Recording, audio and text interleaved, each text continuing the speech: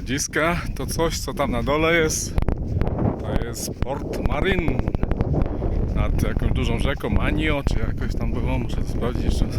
Chyba taki mały zalew jest, albo zapora. Jak tam zleca na dół, to będą na miejscu wszędzie górki, jakaś trawa rośnie, lasek, no tak, będą igły, chociaż te większe, bo to są już te hiszpańskie, iberyjskie sosny.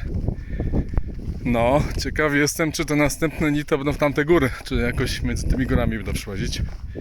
Poczekamy, zobaczymy. Dzisiaj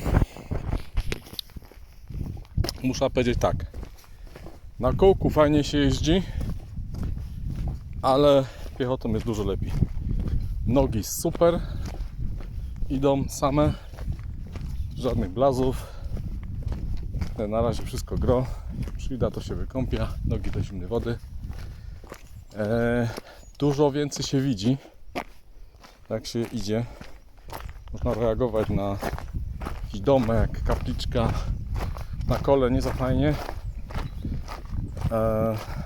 Jedyne co jest dobre, to faktycznie zjechać z górki 20 km tam, nie wiem, ale 15 na pewno, 45 minut zjeżdżałem ten drugi dzień, cały czas z góry. Piękny asfalt, nie za dużo dziur, czasami tylko no nie ma lepszego, tylko czegoś jeszcze nie przeżyłem. No i tu proszę bardzo, krzyż 96, chyba będę jest 3 km będę miał, to będę miał 93, 94 do Santiago. Super. No, pa.